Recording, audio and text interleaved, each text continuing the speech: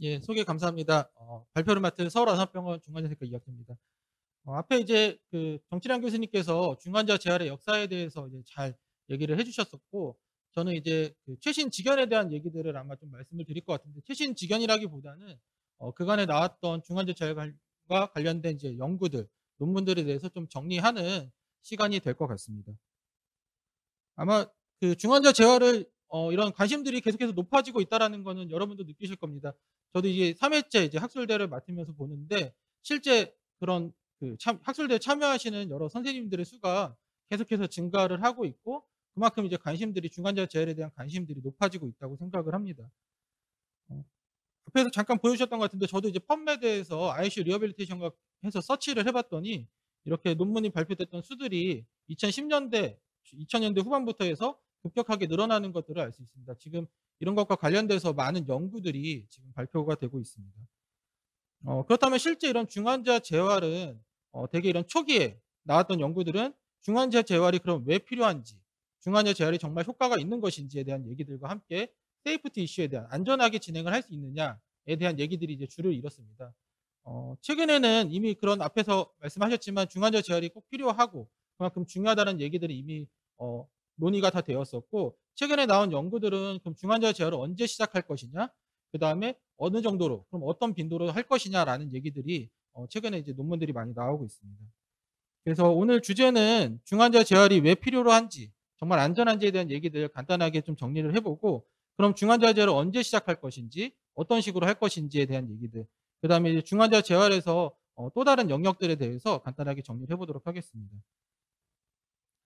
2013 년도에 자마에서 나왔던 논문인데, 실제 중환자 치료에서 48 시간 이틀 이상 인공호흡기 치료를 받아야 되는 환자들에서 10일 동안 팔로우업을 해서 이 환자들의 근 감소에 대한 것들을 조사했던 영국의 연구였습니다.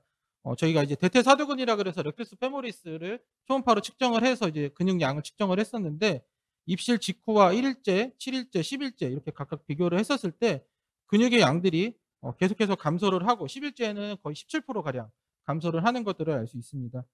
실제 7 일째 바이옵시를 근육에서 이제 바이옵시를 나갔던 거에서도 머슬 네크로시스가 진행이 되고 인필트레이션이 진행이 되는 것처럼 근 감소가 진행이 되고, 어 멀티 오건 페일리어 장기 부전이 종류가 많을수록 더 심하게 올수록 그런 근 감소증이 심하게 발생을 한다라는 얘기들을 보고를 하였었고, 앞에서 정치령 교수님 보여주셨던 그 애니제미 연구라든지 이런 여러 연구들에서 근 감소증, 그 ICU 에카드 이크니스가 문제가 되고 있다는 얘기들을 계속해서 발표를 했었습니다. 본 연구는 2017 년도에 나왔던 연구였는데, ARDS에서 생존했던 환자들에서 그런 ICU 에카드 이크니스에 대해서 조사를 하였었고, 총 38% 환자들이 이제 병원에서 퇴원 당시에 머슬 위크니스가 있었다라고 보고를 했었는데, 이 환자들을 5년 동안 팔로우업을 했었을 때 이런 사망률들이 1.7배 정도 높게 보고가 됐습니다. 이런 위크니스, 머슬 위크니스가 존재했던 환자들은 더 그만큼 예후가 좋지 못하다라는 얘기들을 했었고, 그러면서 이런 것들을 예방하기 위해서 중환자 재활들을 얼리 모빌리제이션 할 것들을 권고를 하기 시작을 했습니다. 제가 중환자 재활 강의할 때마다 항상 이렇게 좀 보여드리는 사진인데, 저희 환자가 50대, 이 환자가 50대였고 신장 이식을 받았는데 이제 폐렴이 심하게 오면서 에크모를 달고 한 6개월 정도 ICU 치료를 했었거든요. 이제 농부이고 되게 건장했던 분인데 퇴실할 때 보면 이렇게 근육들이 거의 보이지 않을 근육이 거의 없을 정도로 이만큼 근 감소가 심하게 오는 것들을 알 수 있었습니다. 이처럼 중환자실 치료 자체가 근육의 감소, 근 감소가 동반이 되고 이런 것들은 나중에도 결국 여러 영향들을 미치게 됩니다. 아까 정치령 교수님께서 2009 년도에 랜드마크 스터디라고 말씀을 하셨던 RCT 연구가 되겠는데, 실제 이런 얼리 모빌리제이션을 했던 그룹과 프라이머리 케어를 했던 그룹에서 실제 그런 아웃컴들을 비교했었을 때 선망의 기간들도 보다 낮게 보고가 됐었고, 메카니컬 벤틸레이션 기간도 낮게 보고가 됐었고, 실제 데일리 액티비티와 관련된 뭐 먹는 거라든지 데스팅이라든지 워킹이라든지 여러 지표들에 있어서 인터벤션 그룹에서 훨씬 더 보다 좋은 결과들을 보였던 것들. 그래서 이런 포지티브 아웃컴들을 보여주면서 이런 얼리 모빌리제이션의 효과들을 보다 나타났던 랜드마크 스터디가 되겠습니다. 그래서 이런 RCT들이 점차 모여서 이제 2013 년도에 메타 분석을 제시를 했었었고, 여기서는 모탈리티에는 영향을 주지 않았다. 하지만 그 외에 나머지 지표들은 다 피지컬 세라피, 조기 재활을 했던 그룹에서 보다 좋은 결과들을 보였습니다. 퀄리티 오브 라이프라든지 피지컬 펑션, 호스피탈 데이나 ICU 데이 같이 여러 지표들에서 이런 중환자 제어를 했던 것들이 결국 좋은 결과들을 보였기 때문에 앞에서 말씀드린 이제 가이드라인에서도 이제 중환자 제어를 적극적으로 할 것들을 권고를 하고 있습니다. 이런 세이프티에 대한 이슈들도 많이 보고들이 됐었고 실제 7,546명의 환자들 메타 분석을 했었던 경우에서도 전체 이제 2.6%의 환자들에서 이런 세이프티 이벤트가 발생을 했다라고 보고를 하였습니다.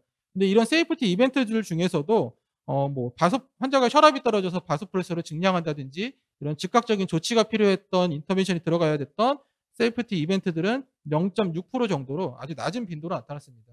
그만큼 여러 연구들에서도 중환자 재활은 안전하게 시행을 할 수 있다라고 보고를 하였습니다. 이처럼 중환자 재활은 이제 그 효과들이 지금 계속해서 보고가 되고 있고 안전하게 진행이 되고 수 있다라는 건 이미 명백한 사실로 나왔습니다. 그럼 언제 중환자 재활을 시작을 할 것인지, 그다음에 중환자를 어느 정도로 할 것인지 그런 연구들을 좀 조사해 보겠습니다.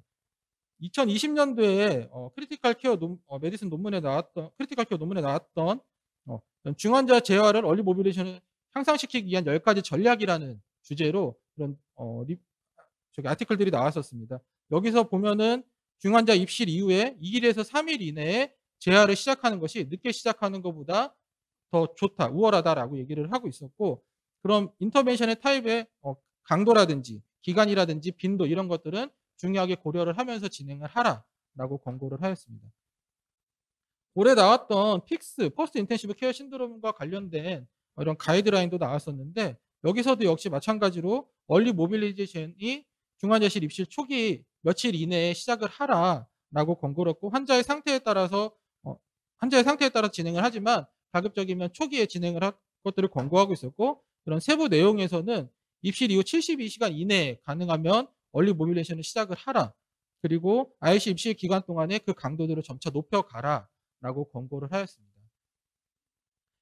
앞에 그 처음에 자마 연구들도 보여드렸었지만 이런 근감소와 관련된 여러 연구들이 진행이 되면서 올해 이런 메타 분석들이 나왔었는데 이런 근감소 ICU 에카드 위크니스의 전체 유병률들을 보면은 48% 정도 높게 보고들이 되었습니다. 앞에서 초음파를 보면서 이제 렉투스 페모리스 머슬의 근육의 양들을 비교를 했었다 그랬는데 이 연구에서도 보시면 거의 2주가 지날 때 보면 이런 렉투스 페모리스 근육량이 거의 한 30% 가량 주는 것들을 알 수 있습니다.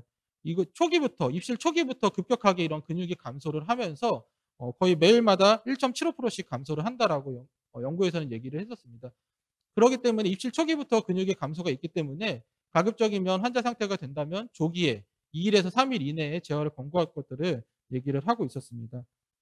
이 연구는 이제 작년에 일본에서 나왔던 후향적 연구가 되겠는데 이런 시팅 저희가 보통 액티브 리허빌리테이션이라고 해서 시팅 이상의 단계를 3일 이내에 진행을 했던 그룹을 얼리 모빌리제이션 그룹으로 하고 그렇지 않던 그룹과의 예후를 비교했던 연구에서도 호스피털 모탈리티라든지 이런 보행에 대한 독립성의 정도라든지 ICU 데이라든지 이런 것들이 다 얼리 모빌리제이션 그룹에서 보다 좋은 결과들을 보였던 것들을 알 수 있었고 그럼 실제 재활을 이런 시팅 이상의 재활을 며칠째 시행을 하느냐 2일째, 3일째, 4일째, 뭐 6일째, 7일째 이런 식으로 각각 컷오프를 나눠서 진행을 했었을 때 2일에서 4일 이내에 진행을 했던 것들이 그렇지 않았던 분에서보다 더 좋은 결과를 보였기 때문에 이 연구에서도 역시 조기에 재활을 할 것들을 권고를 하였습니다.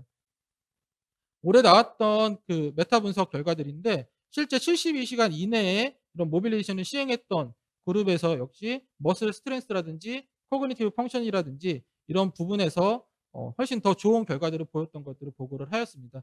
실제 들어갔던 연구의 수들이 조금 적기는 했었지만 이런 지금까지 모인 데이터들을 보면은 2일에서 3일 이내에 적어도 72시간 이내에 가능하다면 조기에 재활을 할 것들을 권고를 하고 있습니다. 그러면 어느 정도의 빈도, 강도로 해야 되느냐, 한 번 할 때는 어느 정도로 해야 되느냐에 대한 얘기들을 알아보겠는데 본 연구는 에픽 연구라 그래서 영국에서 진행됐던 다기간 연구가 되겠습니다. 인터벤션 그룹은 하루에 월요일부터 금요일까지 재활을 시행을 하되 하루에 90분을 타겟으로 재활을 했었던 분이고 컨트롤 그룹은 하루에 30분을 타겟으로 재활을 했던 그룹입니다. 꼭 이제 90분 했다는 건 아니고 그걸 목표로 시행을 했었다라는 건데 검게 보이는 이제 인텐시브 그룹에서 그만큼 재활의 시간들도 훨씬 더 많이 진행을 했었고 이런 재활의 단계라든지 이런 것들도 훨씬 인텐시브 그룹에서 보다 높은 단계의 재활들을 시행을 했었습니다. The primary outcome은 6개월 이후에 이제 환자의 삶의 질을 보는 SF36이라는 설문조사들을 시행을 했었고, 결과들을 보면은 여기서는 아웃컴의 효과들을 보여주지는 못했었습니다. 실제 호스피탈리라든지 6개월 지나서 SF36에서 피지컬 컴포넌트라든지 육군 보행 검사에서도 보다 다 좋은 결과들을 보이지 못했는데, 이렇게 인텐시브하게 리허빌테이션 하는 게 아웃컴의 향상을 보이진 않았다라고 얘기를 했었는데, 다만 여기서 이제 리미테이션을 줬던 것들은 이런 처음에 인롤이 되고 나서 이제 처음 재활이 들어갔던 게 여기서는 보통 3일, 양군에서 이제 다 3일 정도로 됐었는데, ICU 데이가 평균적으로 6일 정도로 종료가 돼서 이만큼 효과를 보는 것들을 충분히 보여주지 못했다라는 정도로 얘기를 했었습니다. 앞에서 정치련 교수님께서 보여주셨던 이제 작년에 나왔던 애니제임 결과인데, 앞에서 다 설명을 했지만 얼리 모빌레이션에서 그룹에서 보다 재활들은 많이 진행을 했었는데, 6개월째 여러 아웃컴들에서는 결국 아웃컴들을 보여주지는 못했습니다. 대신 어드버스 이벤트는 오히려 얼리 모빌레이션 그룹에서 훨씬 더 높게 나오긴 했었고, 하지만 앞에서 말씀하셨던 것처럼 이제 유주얼 케어 그룹에서도 이미 높은 단계의 재활들이 거의 많이 진행이 됐었습니다. 그래서 애니제임의 에디토리얼에서는 이런 언급들을 했었더라고요.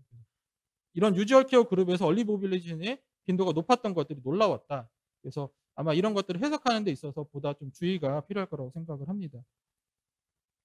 다음에 연구들은 이런 액티브 모빌리제이션 진행했던 세션의 수와 그다음에 환자가 퇴실하기 전에 이제 어느 단계의 재활까지 도달을 했느냐에 대한 연구들을 봤었던 프로스펙티브 연구가 되겠고, 실제 입실 전에 환자의 헬스 스테이터스를 평가했던 삶의 질 지표를 봤던 EQ5D 점수와 그다음에 6개월이 지나서의 이런 변화 여부들을 봤던 연구가 되겠고요.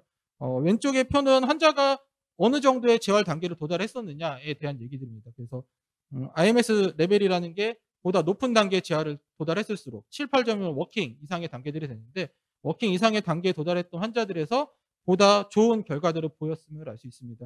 이런 세션, 하루에 그럼 얼마큼 세션을 진행을 하냐. 보통 2, 3일에 한 번 정도, 그다음에 하루에 한 번 이상 세션을 진행했는지, 이런 차이에서는 사실 결과를 보이진 못했었는데, 실제 이런 하루에 한 세션 이상을 했던 환자의 수가 적다 보니까 통계적인 결과들을 따로 보여주지는 못했었습니다. 그래서 이거는 아마 강의록에는 없었을 것 같은데, 이게 지난주에 일본 중환자의학회에서 중환자 재활과 관련된 가이드라인들이 나왔었고, 거기에 막 나왔던 내용들을 좀 같이 실어봤습니다.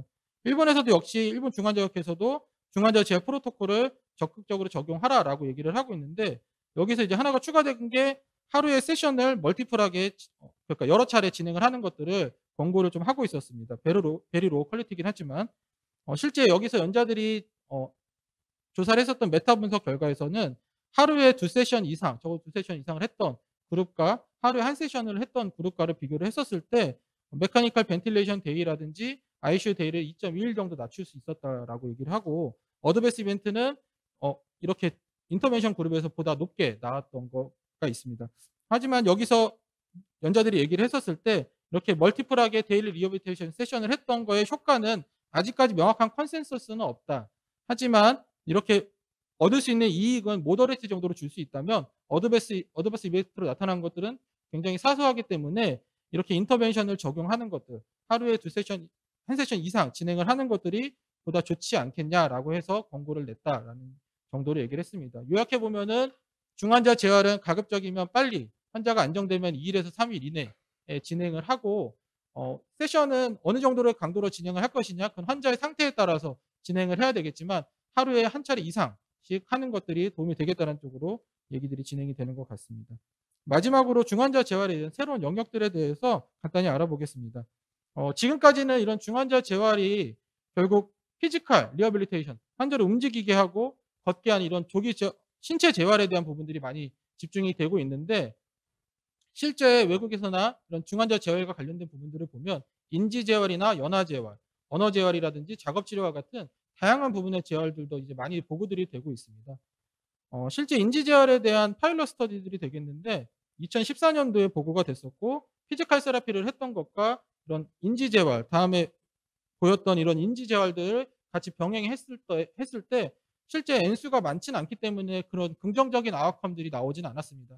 하지만 파일럿 스터디이기 때문에 이런 인지 재활을 적용하는 것도 안전하게 효과적으로 진행을 할 수 있다라는 얘기들이 나왔었고, 실제 그 작년에 중국에서 이런 6개월 동안 인지 재활에 대한 팔로업을 진행을 했었던 ICT 연구가 되겠는데 이렇게 인지 재활을 6개월 동안 계속해서 진행을 하면서 적용을 하였을 때 이게 환자 인지 평가를 하는 목화 점수라는 부분에서 3개월과 6개월째의 이런 인터벤션 그룹에서 보다 좋은 결과들을 보였고 환자의 삶의 질을 보는 SF36이라는 결과들에서도 실제 여러 지표들에서 더 좋은 결과들을 보였다라고 얘기를 했습니다. 저희 병원에서도 이제 작년부터 이런 인지 재활을 시행을 하고 있습니다. 그래서 실제 환자들에게 이제 기억력 훈련이라든지 오리엔테이션 훈련들을 하고 있고 천천히 동그라 그렇죠. 또 다시 그렇죠. 이런 동그라미 베로코라는 프로그램이 사라지고 나서 있어서 버튼 눌러 적용을 할 수 다시 있게 보세요. 합니다. 자, 해 보세요. 오. 그렇죠. 또 천천히. 예, 저희가 기회가 되면은 뭐 가능하신 분들이 이렇게 보스톱도 취미 활동도 같이 하면서 인지 재활들을 같이 적용을 하고 있습니다. 아마 이런 효과들에 대해서는 아마 계속해서 연구들이 진행이 돼야 되겠지만 최근에 이런 다양한 부분들로 퍼지고 있다는 것들을 말씀드리고 싶습니다.